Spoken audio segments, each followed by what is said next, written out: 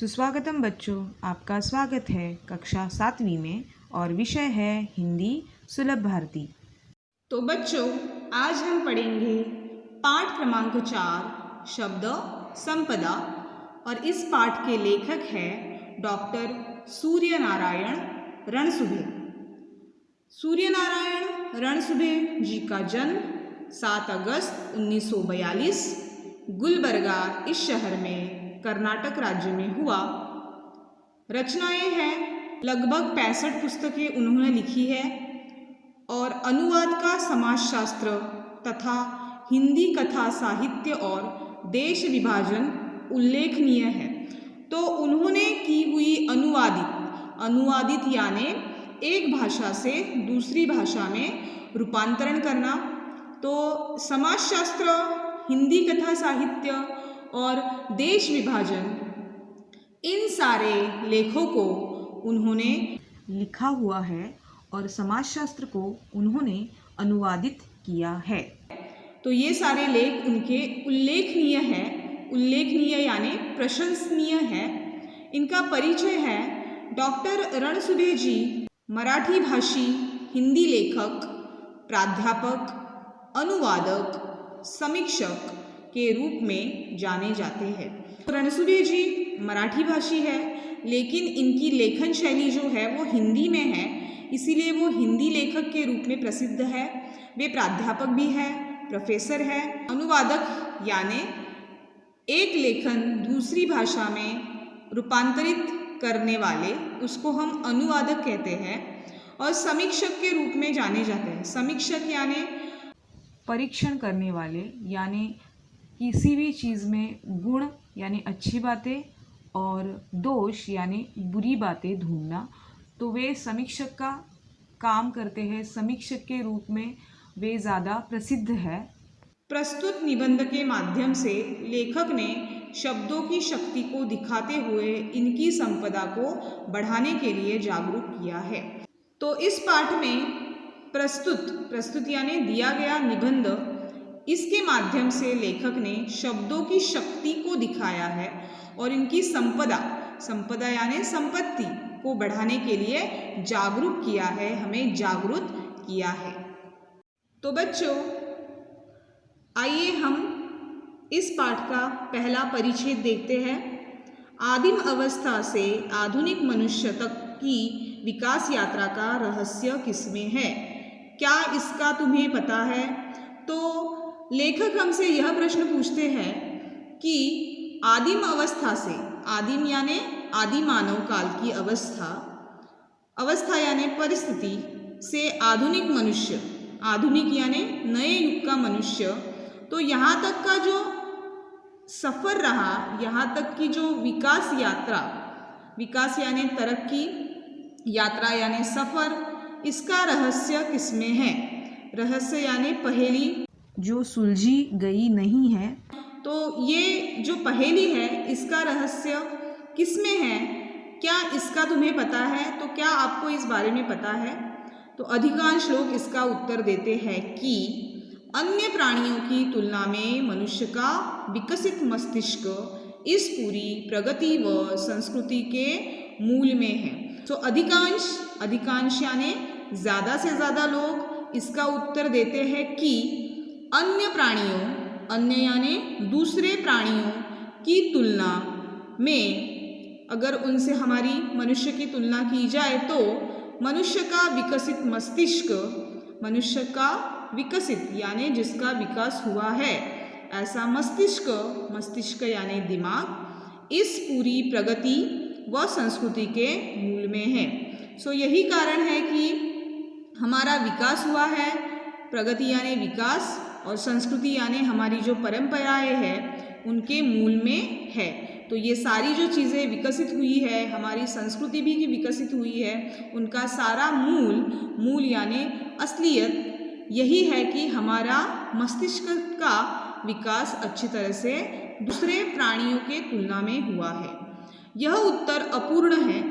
अपूर्ण यानी जो पूर्ण नहीं है, जो पूरा नहीं है, अधूरा है। तो यह उत्तर जो अधिकांश लोगों के द्वारा दिया गया है वह उत्तर अपूर्ण है। पूर्ण उत्तर यह है कि मनुष्य की प्रगति हुई वह इसलिए कि इस मस्तिष्क ने भाषा की खोज की। तो पूरा उत्तर क्या है? पूर्ण यानी पूर्ण उत्तर यह है कि मनुष्य की प्रगति जो हुई है वह इसलिए है कि इस मस्तिष्क ने भाषा की खोज की, क्योंकि मनुष्य ने अपने मस्तिष्क से, अपने दिमाग से, अपने विचारों से भाषा की खोज की, भाषा को ढूंढा। भाषा ही सभी प्रगति की जड़ में है और भाषा के कारण ही हमारा विकास हो पाया है, हमारी प्रगति हो पाई है। जड़ यानी मूल, मुख्य आधार यही है कि हमारी प्रगति भाषा के कारण ही हुई है।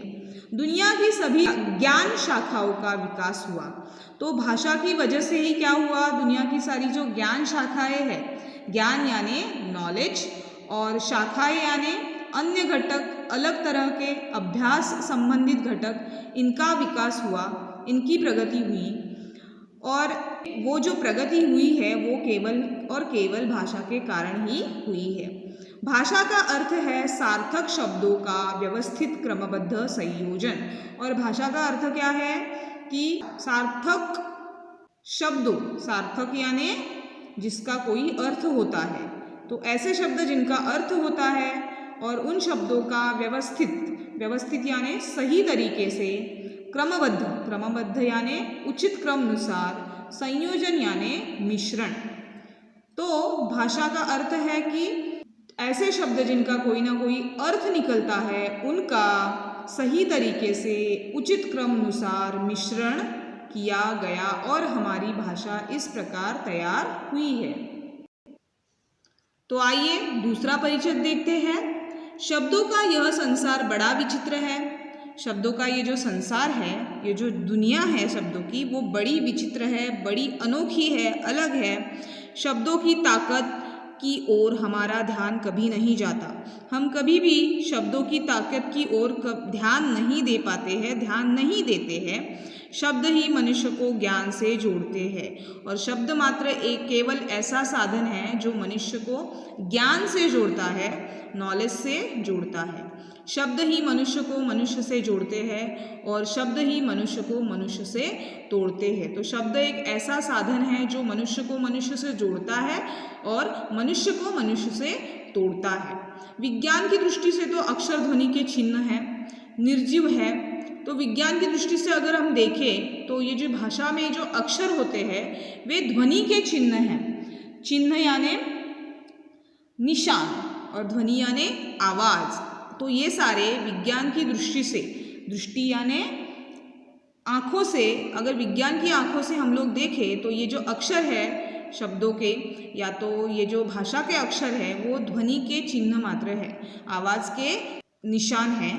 निर्जीव है, ये जो शब्द है वो निर्जीव है, उनमें जीव नहीं है।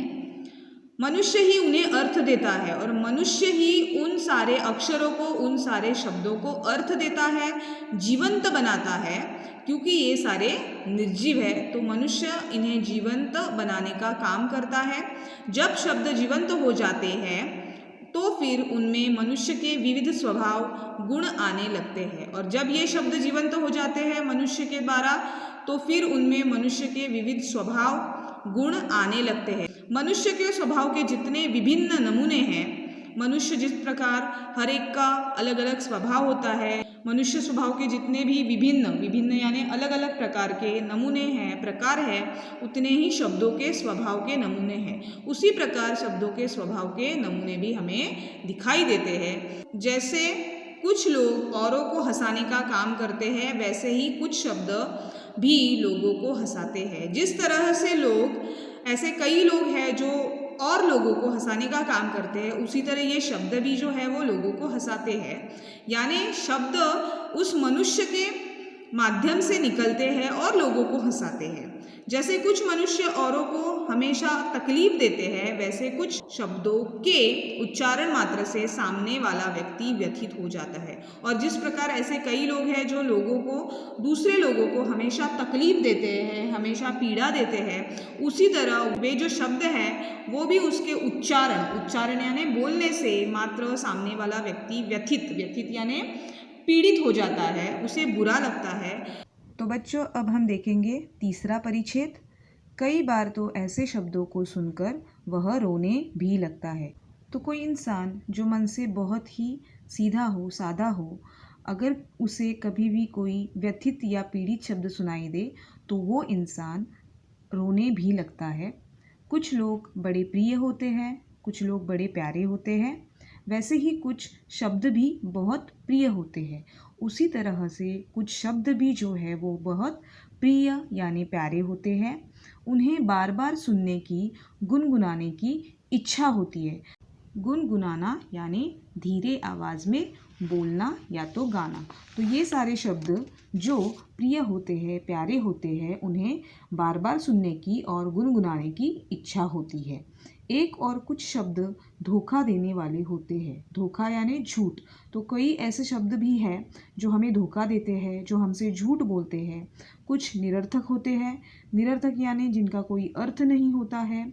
तो दूसरी ओर कुछ शब्द बहुत सज्जन यानी भले, अच्छे, सभ्य यानी उचित या प्रतिष्ठित, और सुसंस्कृत होते हैं। सुसंस्कृत यानी संस्कार किए हुए। तो कुछ शब्द निष्क्रिय बना देते हैं। निष्क्रिय यानी आलसी, बेकार बना देते हैं। कि कुछ मत करो, जो भाग्य में है वह तो मिल ही जाएगा। तो वे शब्द हमें ये बताते हैं कि तुम आलसी बनो और जो तुम्हारे भाग्य में है, भाग्य यानी नसीब, जो तुम्हारे नसीब में है वो तो तुम्हें मिल ही जाएगा। नहीं है तो नहीं मिलेगा, मतलब आपके जो भाग्य में है वो आपको नहीं मिलेगा और जो भाग्य में है वो मिल जाएगा। न्यूटन ने कहा है कि न्यूटन ऐसे थोर वैज्ञानिक जो होके गए हैं, उन्होंने कहा है कि किसी भी काम की सफलता के लिए 90% परिश्रम की, 5% बुद्धि की और 5% संयोग की ज़रूरत है। तो न्यूटन कहते हैं कि कोई भी काम करने के लिए अगर आपको सफलता पानी है, सफलता यानी आपको अगर विजय पानी है, तो 90% परिश्रम डालिए उसमें। परिश्रम यानी कठिन मेहनत, कड़ी मेहनत।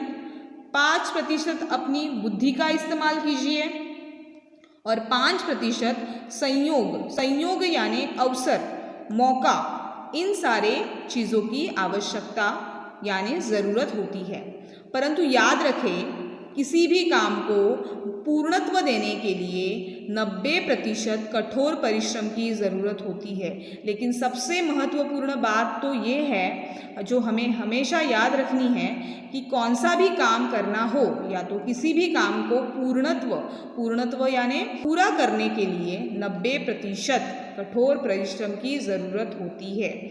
ऐसे शब्द जो हमें निष्क्रिय करते रहते हैं, उन्हें हमें अपने जीवन व्यवहार से निकाल बाहर करना चाहिए। तो ऐसे शब्द जो हमें निष्क्रिय यानी आलसी बनाते हैं, उन सारे शब्दों को हमें अपने जीवन व्यवहार से मतलब हमारे जीवन के आचरण से उन्हें बाहर निकाल फेंकना चाहिए।